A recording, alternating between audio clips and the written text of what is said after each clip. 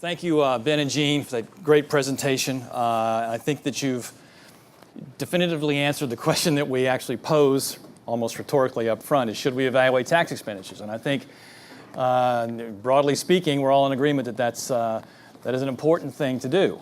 And critically important given the level of resources devoted to tax expenditures and the important key policy areas and matters that they address. So we are now going to take the discussion a bit further and have a discussion here with a distinguished panel of tax experts, which I also agree needs no introduction, but I'm going to do anyway, and then talk further about the paper. So we are fortunate to be joined today. I'll start here to my immediate left. Tom Barthold, who anybody in the tax world knows needs no introduction. Tom's the Chief of Staff for the Joint Committee on Taxation. And the Joint Committee on Taxation, as you all know, is the agency, the organization in Congress that prepares nearly all the estimates of revenue legislation for Congress, does analyses of revenue of tax issues, and is also the organization that produces the annual report on tax expenditures, which we all use as the tax expenditure Bible, I think it's safe to say. Tom has been at JCT, I guess about 30 years now. 31 years, but who's counting, right? and really, I think it's safe to say, has worked his way through all the phases of being at JCT, which makes him such an incredible Chief of Staff. He became full-time Chief of Staff there in 2009 and has worked on the full range of issues there that JCT handles. I had the pleasure of working with Tom when I was at CBO, particularly on in the healthcare reform debate, which we both have scars from to this day, and it was a pleasure to work with that staff. So to Tom's immediate left, Diane Lim, also a former colleague of mine. Diane is now as a principal economist now with the conference board, and where she studies and writes on a variety of topics on economics. And before joining the conference board has had a range of experience and important roles around this town. She has been at the 30-plus year career, I guess I shouldn't say the actual years, in various academic roles and also on the Hill. Worked as the chief economist at the Ways and Means Committee, at the House Budget Committee, the Democratic staff. I see that we dropped this from your resume, but most importantly to me, you were at the Congressional Budget Office, where we also were colleagues and worked in the Tax Analysis Division at CBO. So tremendous background and experience. To Diane's left, we have Rohit Kumar. Rohit is now principal and leader of PricewaterhouseCoopers Washington National Tax Services Tax Policy Services Group. But I know Rohit, and many of us do, from the years he spent on Capitol Hill in the Senate Republican Leader's Office, with various leaders, I think a former colleague of Bill's under Leader Frist, where Rohit was the Domestic Policy Director. He was Deputy Chief of Staff for Senator McConnell at one point, and a lead tax policy counsel for the Republican leadership and for the Republican leaders for several years on Capitol Hill. And then, last but certainly not least, Bruce Reed. There to our at the end of the line, Bruce is now a senior fellow at Results for America and CEO and co-founder of Civic Enterprises. But Bruce also has had many roles in public policy. Has been a chief domestic policy advisor for both the Clinton and Obama administrations, and led the major reform initiatives in welfare reform in '96 and also the 1994 crime bill. In addition. Bruce had the pleasure, I'm sure, of serving as the executive director of the National Commission on Fiscal Responsibility, what we all know as the Bowles-Simpson Commission, which I'm sure he also shares scars with, trying to pull together a group of disparate policymakers on some sort of an agreement about how to deal with the long-run fiscal problems that the country faces. So clearly we have a distinguished and an experienced group of folks which we're really pleased to have to sort of discuss further some of the issues that Jean and Ben have raised in their paper. And so to get the conversation discussion going, I'd like to sort of go down the line and have each of you sort of take a few minutes to give us your general impressions of the paper, of sort of the issues that Jean and Ben have raised. and just sort of put it in a broader context based on your experience. So it's a broader perspective on tax expenditures and sort of anything that you feel is missing, additional points you feel should be made or drawn out as part of this discussion. So Tom, you want to get us started? Okay. I didn't know I was a lead-off. We hitter. can go anywhere. Well, no. This is fun. My general impression of the paper, or the general theme of the paper, I think it's fair to say, is that oversight is good. Now, once you say that, it's kind of like, for those of you that remember the movie Animal House, and they had a scene where there's the founder of Farber College, and the motto on the statue is, "Knowledge is good." So once you've said that, what more do you say? So what's the paper about is how to get more oversight, or how to get more effective oversight. And then I'll just say a couple general observations is and I come obviously from the tax world, not from the spending side. It's not obvious while it's true that annual budgeting forces some sort of decision, at least on the level of a program.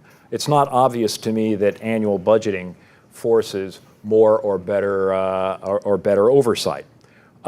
It's clear that you don't have to make an annual decision on entitlement programs, permanent tax expenditures, and the like.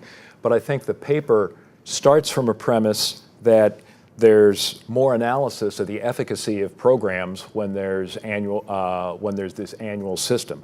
And that's not obvious to me. Where we have some of the most analysis, I'd say, in the federal government, and this you'll observe is where it's systematized, is on Social Security. What's the trust fund balances? What are the projections over the long haul? Who's getting what at what level? What kind of income replacement is there? From my perspective, Gene had mentioned Section 42. Section 42 overlaps with HUD's program Section 8. It's not apparent to me that there's more analysis of the efficacy of Section 8 over the past decade than Congress has spent thinking about modifications or looking at the outcomes under Section 42. And I'd also just observe there may also be a question of there's questions in the paper of the quality of analysis. People can talk about that. But if you look at page 6 of the paper, 10 largest tax expenditures. Number 1, exclusion of employer contributions for medical insurance premiums, medical care. Did Congress not put in oversight analysis into that over the last decade? I think the answer, you may not like the outcomes, but they clearly put in time, sought data, sought analysis. Special treatment of retirement plans. We've worked with the members of the Ways and Means Committee and Finance Committee on multiple hearings, special working groups. Congress is asking the questions, they're putting in the time. Let me pair together items 3 and 4, exclusion of net imputed rental income and mortgage interest deduction. The Congress has looked at the mortgage interest deduction. Again, you may not like the outcomes that they came up with, but they asked for different policy options. They looked at who's benefiting on what terms. Here's another one that Congress hasn't cared about over the last decade. Deferral of income from controlled foreign corporations. Again, I think there's been a lot of effort, a lot of analysis. Basically, if you go down this entire list, the only one where I'd say maybe there hasn't been a lot of dedicated congressional oversight or policy analysis effort is a little bit on the deductibility of charitable contributions, but again, changes were made in the 2006 bill with respect to, in particular, the in-kind contributions that Gene mentioned. But let me pass on for the 5 minutes time to Diane. Thank you, Tom. Diane, you want to weigh in? Okay. So, Gene and Ben are both economists like myself. So I forgive them for their naivete about this topic. I think that I look at this topic, if you look at it from an economist perspective, we of course all agree that tax expenditures are often seem counterproductive, wasteful, handing out subsidies to people who don't need them and they don't make a difference. So the trouble with tax expenditures, I'll go through the major list. From an economist perspective, distributional effects. We don't like that they're handed out through a progressive income tax because that naturally makes the subsidies, regressive forms of spending. We don't like the lack of transparency, salience. They seem hidden. And if you think about the fact that tax policy is often not perceived by the people who benefit from the tax policy, then how can that tax policy be effective at changing their behavior? Like if they don't even know what their marginal tax rate is, just for a simple example. Economists don't like tax expenditures because they're on autopilot like mandatory spending. And, therefore it's difficult to change or reverse course once they're in place and they're not annually revisited, and there's no requirement that they be annually scrutinized. And there's a political economy problem. Members of Congress don't have the incentive to scrutinize these tax expenditures. In fact, if they want a tax expenditure, they would prefer to not have evidence that might suggest to the contrary that it's not a very good tax expenditure policy.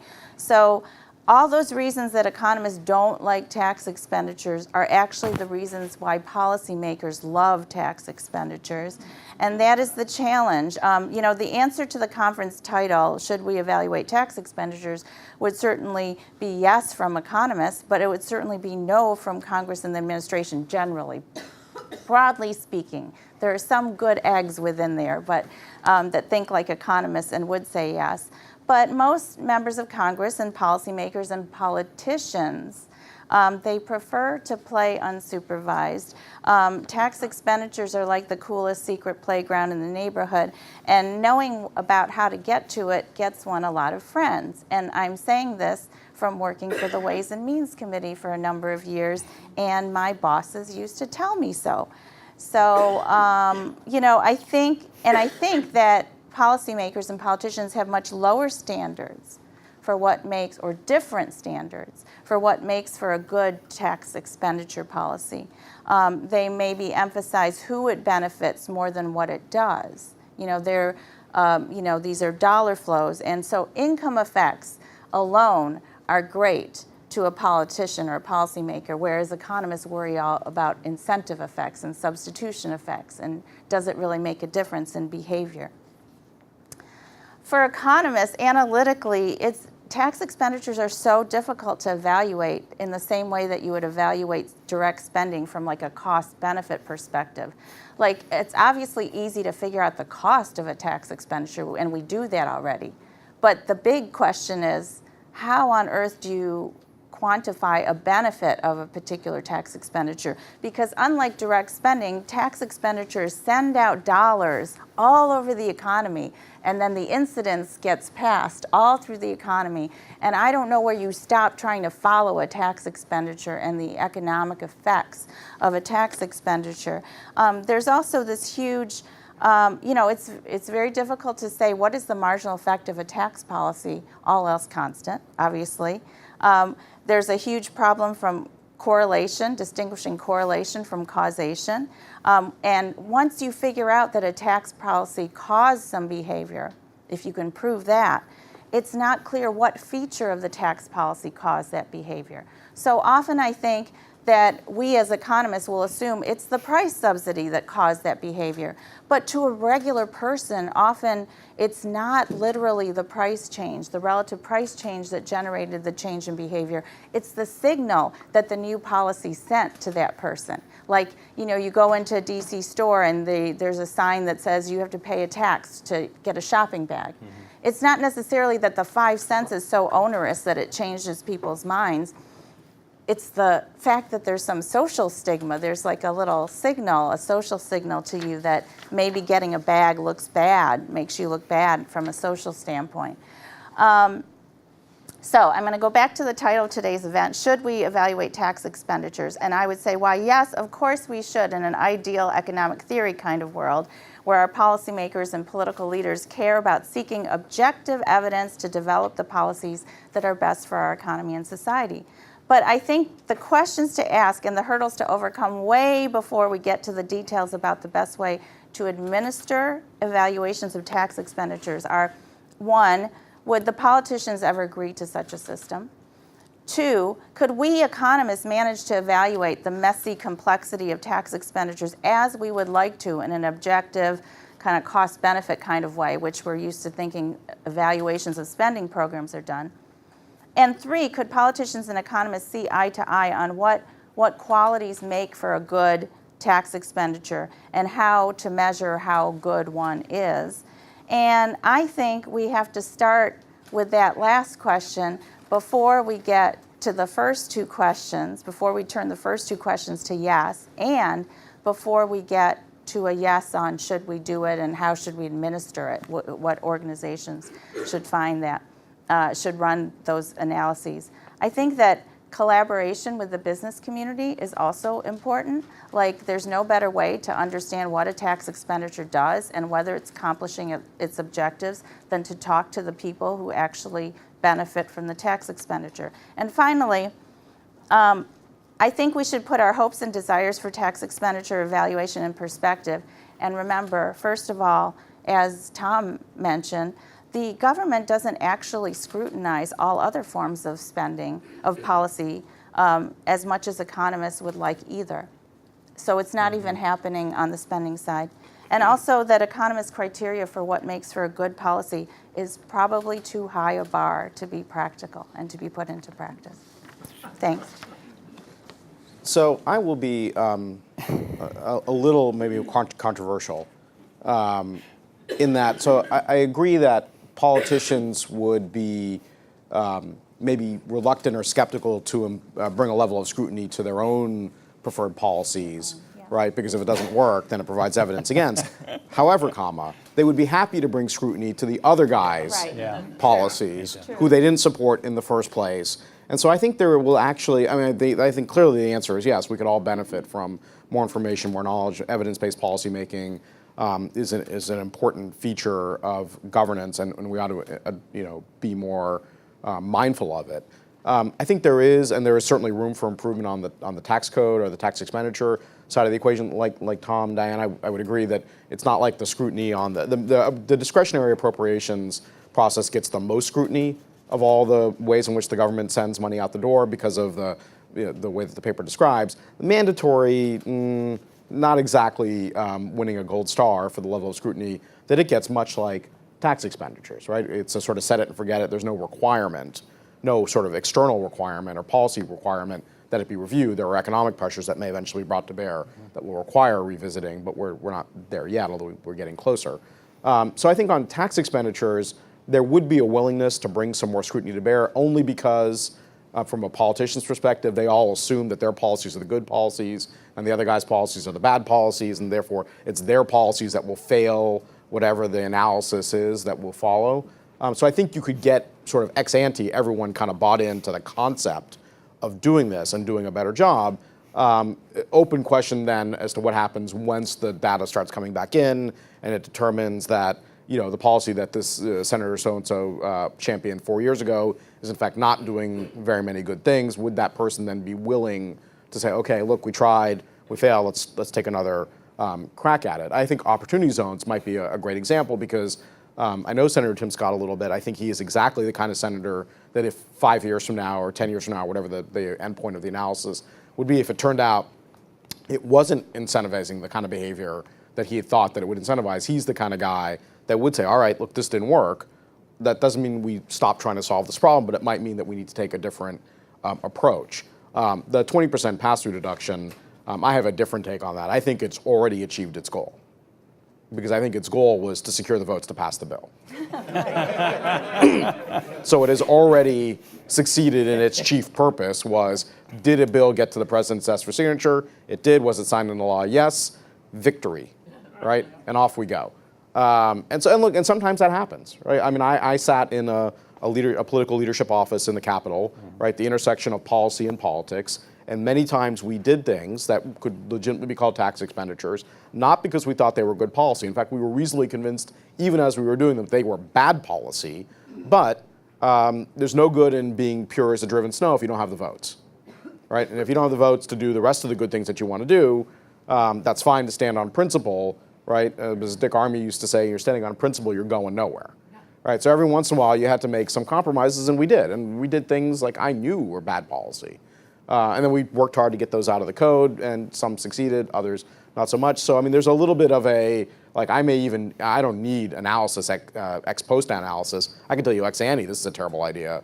That doesn't mean I'm not going to do it, right? Because I may have other purposes I'm trying to achieve, and a tax expenditure is the oil that greases the machine that kind of gets me to where I'm going. So I mean, so my perspective on this is obviously a little bit different. I think there is room for more analysis. I don't think we should overstate the quality of the analysis that we're getting in other areas. That doesn't mean we can't do better. But there is a political overlay to all of this, which even notwithstanding the fact that we may know ex ante or ex post that this was not great policy, doesn't mean we're not going to continue to do it for other reasons. And so often these expenditures come into play because they are politically popular and they provide political oil to make the rest of the machine work. Not an economist. Yeah. Says probably. Right. So Bruce, how's that for an act to follow? What are your thoughts? I agree with much of what Rohit said. Look, I'm grateful to Ben and Jean for taking this on. In Washington these days, you have a choice of existential crises, so thank you for tackling this one. I do have to confess at the outset that I often say I've been in Washington for 30 years, long enough to be part of the problem. And on this particular issue, that's very much the case. In my youth, in weaker moments, I may have created a few of these. And tax expenditures do come about for a good reason. Often there's an issue where the country wants something to happen, and one side or the other doesn't want to create a spending program to do it, so they create a tax expenditure program to do it as well. Instead, and in some instances, like the EITC, that's an enduring, smart solution. But I think Ben and Jean are absolutely right that that side of the argument doesn't get nearly the amount of internecine scrutiny that is, for better or for worse, useful on the domestic and defense side. I mean, when a domestic program stumbles or when a defense program goes awry, it can set that agency back for quite some time. And there's enormous amount of attention to it, and not nearly the amount on the tax expenditure side, given the amount of money involved. And if you think about the biggest challenges we face as a country in the near term, several people have talked about the fiscal challenge, where we're basically broke, going to have a debt larger than our economy within the next decade, the challenge of inequality, and the challenge of trust. Tax expenditures are the gas on the dumpster fire of all three of those.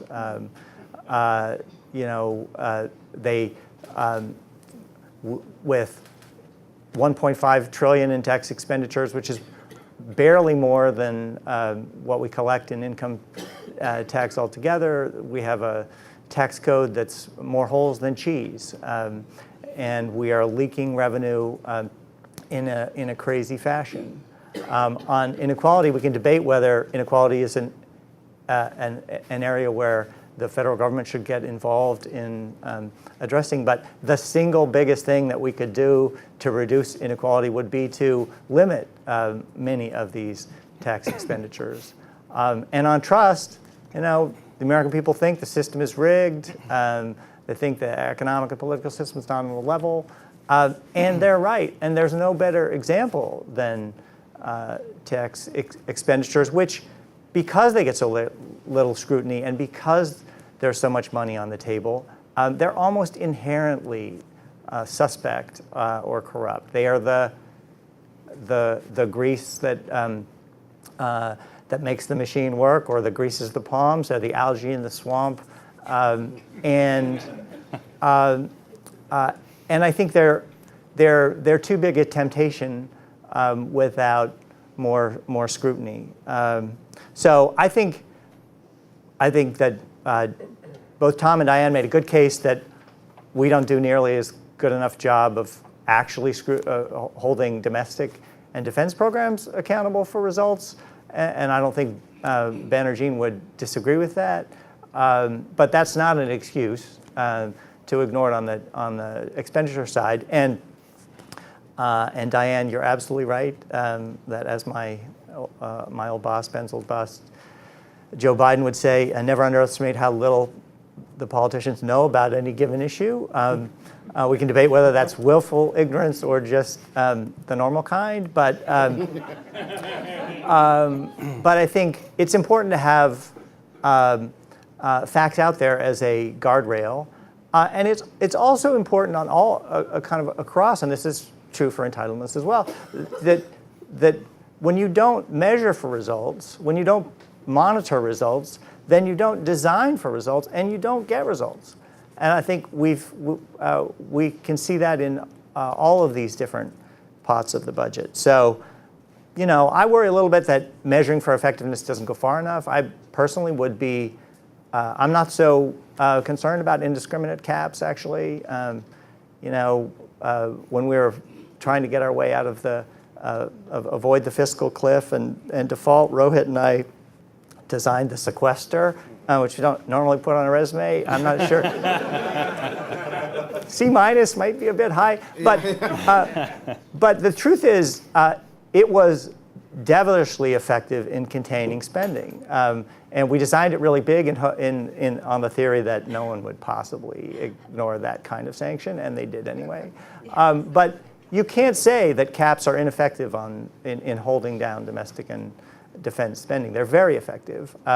And somehow we have to force that kind of hard choice on the tax side. Now, it would be fine. PAYGO would be fine. Limiting tax expenditures on an individual level would be fine. But we can't go on where we can pass tax bills that have a whole bunch of these in them, and their only limit is whatever price tag they decided to associate with the budget resolution. So I think one thing that is likely to change, certainly over the next 7 or 8 years, right? Post TCJA, all the individual provisions sunset, right? 2025, right? And we look at the underlying budget picture, and you can see in 2025 the system's going to be under a lot of pressure, right? And we know from experience that when like a whole swath of the individual side of the tax code are set to expire, the one thing that's not going to happen is politicians aren't going to just preside over a tax increase on every working American in the country. And so I think there will be more demand for this sort of analysis in the run-up to 2025, because there's going to be pressure. When we did the fiscal cliff negotiations in 2012, at that point, everyone kind of conceded we were going to add this to the deficit. It was just a question of how much we were going to add to the deficit.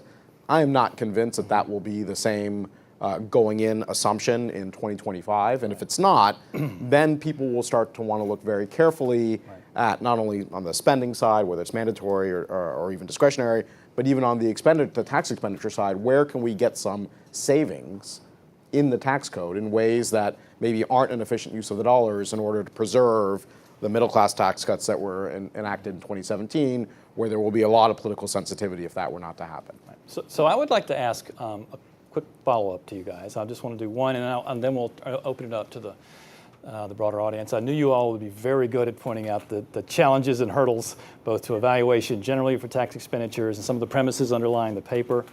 But I'd like you to, if you would, talk a little bit about, given these challenges, is there more that, in particular, Congress, I'm a Congress guy, I think really an expanded evaluation capacity for tax expenditures really has to sort of come out of Congress, because it's got to be a bipartisan movement, I think. So what are your thoughts on, given all the challenges you cited, what are ways that we could actually improve a level of evaluation for tax expenditures? And what I'd like to do is to call on Tom first, because Tom, in our conversation back and forth, pointed out something to me about legislation that actually attempted to expand an evaluation role, I think for JCT, several years ago, as sort of a springboard for the discussion. Thank you, Sandy. I don't know if people remember this, but in 2009, the House of Representatives passed H.R. 4213, and it had a provision that required the Joint Committee on Taxation, in consultation with the GAO, to submit to Ways and Means and Finance Committees reports for each tax expenditure enacted in Subtitle B of the legislation. It had an ordering rule for how this was to be done. And here's what the members said that they wanted to receive. Report shall contain the following: an explanation of the tax expenditure in any relevant economic, social, or other context under which it was first enacted, a description of the intended purpose, an analysis of the overall success in achieving the purpose, evidence supporting such analysis, an analysis of the extent to which further extension of the expenditure, making it permanent, would contribute to achieving the purpose, a description of direct and indirect beneficiaries, an analysis of whether the tax expenditure is the most cost-effective method or are there alternatives, a description of unintended effects, an analysis of how it might be modified, interactions with other tax expenditures, direct spending programs, or regulatory actions. Now, that was not adopted. It was not adopted in conference, but notwithstanding that, these are some of the questions that members at the committee level frequently ask. So I think the question of the paper is how to systematically get analysis, make use of analysis. It goes a little bit to Rohit. You know, somebody might like, here, I don't like that guy's stuff. Give me analysis targeting that, that guy's stuff. The Congress chose not to systematize this, but they ask these questions frequently. So. Any want to opine on why it didn't make it through? Rohit, you can answer. Yeah, well, I mean, look, I think part of the challenge is, we've got a template for what this would look like, right? We've got statutory language, conference report language, and all that. Okay, so you tell Tom and his team, you got to do this. Tom will be the first to tell you, and he won't say, I'll say it before he does. He doesn't have the capacity to add this to the ledger, given all the other things that are going on. All right, so I got to give Tom and team more money, right? Or it's a matter of priorities. Right. I mean, it's do how much of this relative to other things. Right, but as you are acutely aware, Tom, and I have been guilty of one of the complainers here, like one of the constant complaints from members of Congress is, why can't I get my revenue estimate more quickly? Right, I got something, it may have no chance on God's green earth of ever being signed into law, but that doesn't mean I don't want to score. Why can't I get it? Why can't I get it now when it'll be ready? And so I'm thinking about, I'm going to give more resources, either I'm going to give more resources to joint tax, or I'm going to slow down the revenue estimates that I already think are coming too slowly.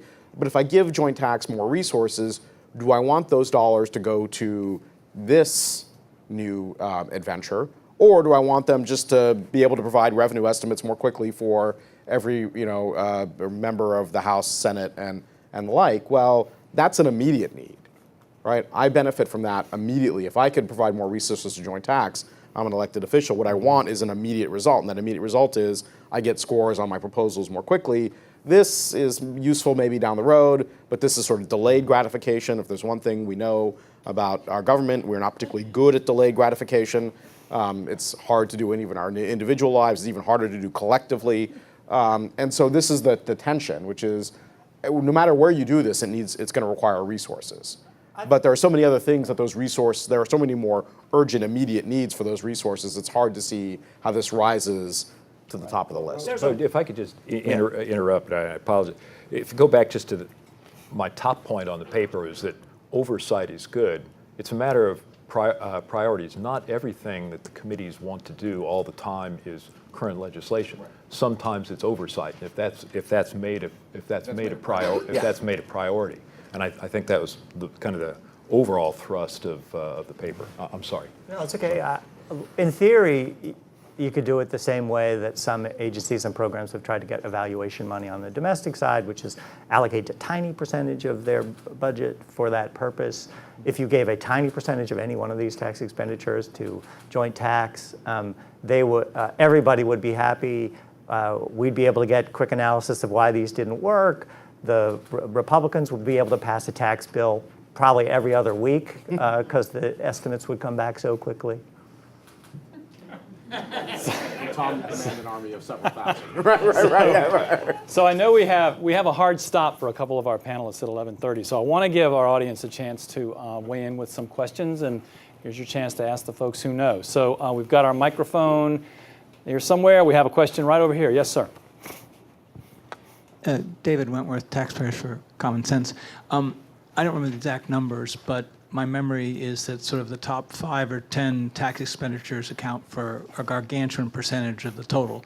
So it strikes me that a question that really ought to be asked, along with what Diane was asking, which is, it's not the efficacy of those things. It's the politics. If you suggest changing any significant change to those top 4 or 5 or 10 items, you've got people coming out of the woodwork making it impossible to make any changes. Can you comment on that, please? I'll comment. I think people are wrong about the politics, actually. My experience on Simpson-Bowles was just the opposite, which was that once you started thinking of tax expenditures as spending in the tax code, there was as strong a conservative argument as there was on the progressive side.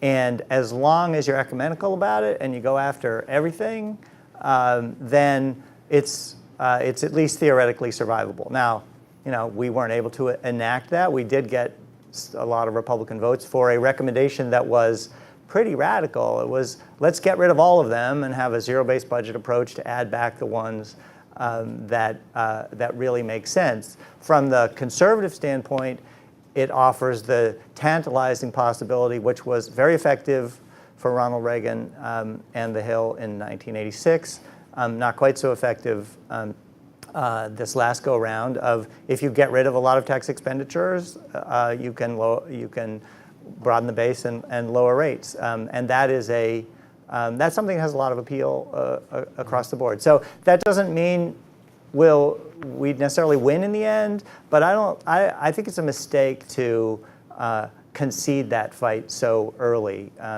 Because consider what the next generation of policymakers and lawmakers is going to have to do. Their choices are going to be, are they going to cut Social Security? Are they going to cut Medicare? Are they going to further cut defense and domestic? Or are they going to deal with these relatively unscrutinized programs that don't have demonstrated effectiveness and skew distributionally to a very narrow percentage of the electorate? Some of them have organized interests. Some of them have a ton of money and not very organized interests, and yet they endure. So I think it's a fight that we haven't had, and that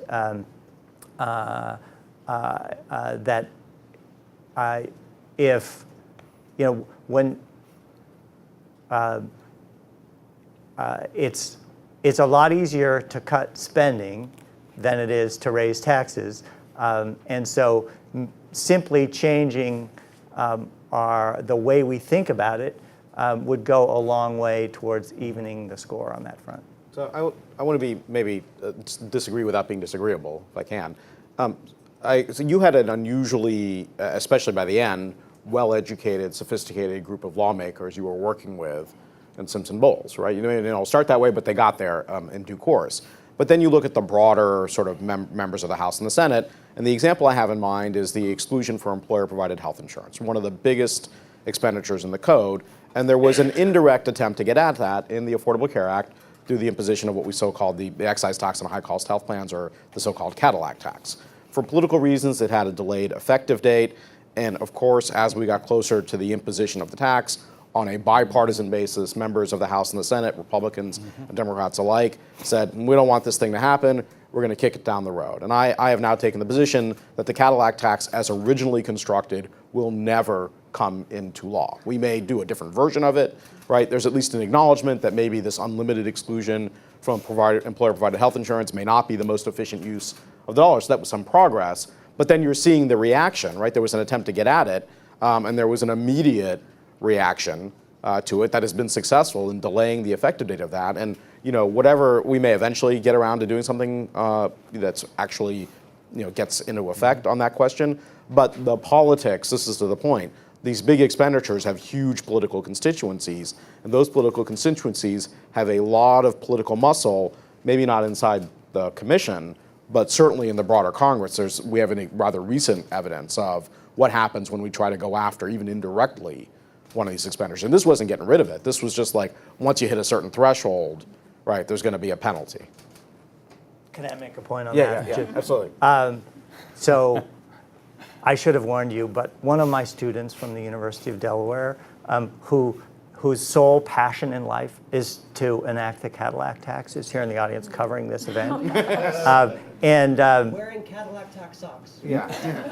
Rohit has happy socks, Yeah. and Max is a big fan of what you might call grumpy socks. Yeah. So, I think I think you're right that on any given battle, it's difficult to take on the established interests and win, but I wouldn't underestimate the long-term impact of changing the way that we talk about this, and that sooner or later we're going to have to thin the herd. Oh yeah, I no disagreement, but I'm just sort of, recent history would suggest that we're not politically ready there. Now, there may be, and this is a broader question, when do we get serious about the budget?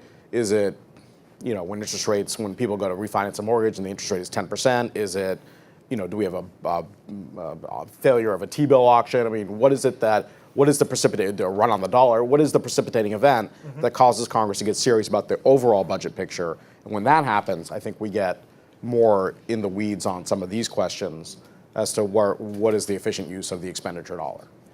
So I thank you all. I think we've just about run out the clock. Fabulous discussion. Please help me thanking our panelists, if you would. And we'll turn it back over to Bill to close us out. Thank you. And I don't know where you come out, but I have a couple of conclusions out of this. Number one, yes, we should evaluate tax expenditures. Number two, additional resources are needed to carry this out, particularly staff, Hill staff. No surprise coming from former Hill staffers up here and current. Doug Holt-Eaton at the top. Resources will be limited, though, going into the future and will become even more constrained in the future. So we cap or sequester spending. My conclusion there is that capping spending is exactly the result of increasing the demand for more tax expenditures to accomplish what they want to do anyway. A vicious circle. Anyway, thank you very much for your contribution here this morning. Good day.